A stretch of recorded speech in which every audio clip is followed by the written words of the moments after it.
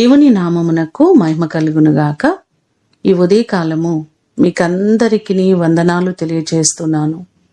ఈ దినము మిమ్ములను బలపరచు దేవుని మాట. నీ కృప ఆకాశము కంటే ఎత్తైనది. కీర్తనలు 57వ కీర్తన 9వ చరణం.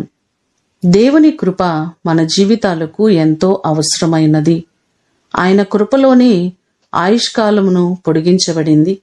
ఆయన కృపలోనే సమస్తమును మనం పొందుకున్నాం. ఈనాడు కలిగిన రక్షణ, ఈనాడు కలిగిన జీవితం సమస్తము ఆయన కృప వలన పొందుకున్నదే. 103వ కీర్తన 11వ చరణాన్ని చూస్తే, భూమి కంటే ఆకాశము ఎంత ఉన్నతముగా ఉన్నదో ఆయన యందు భయభక్తులు గలవారి ఎడల ఆయన కృప అంత అధికముగా ఉన్నది. నిజంగా దేవుని యందు భయభక్తులు కలిగి ఆయన సన్నిధిలో నమ్మకంగా జీవించే వారికి ఆయన అపారమైన కృపను అనుగ్రహిస్తారు.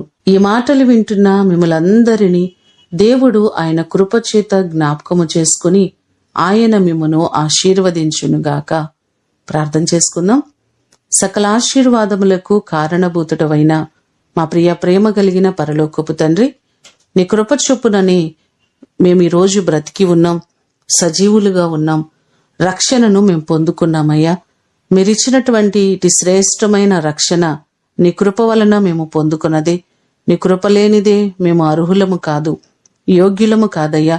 కృపచేత మమ్మలను రక్షించి నీ బిడలుగా చేసుకున్న విధానము కొరకు వందనాలు. నీ కృపా మహదేశ్వర్యములు మా ప్రియులెల్లరికీ మీరు అనుగ్రహించండి. ఈ దినమంతా కూడా మీ సన్నిధి, నీ ప్రసన్నత మా అందరికీ మీరు కలుగ చేయండి.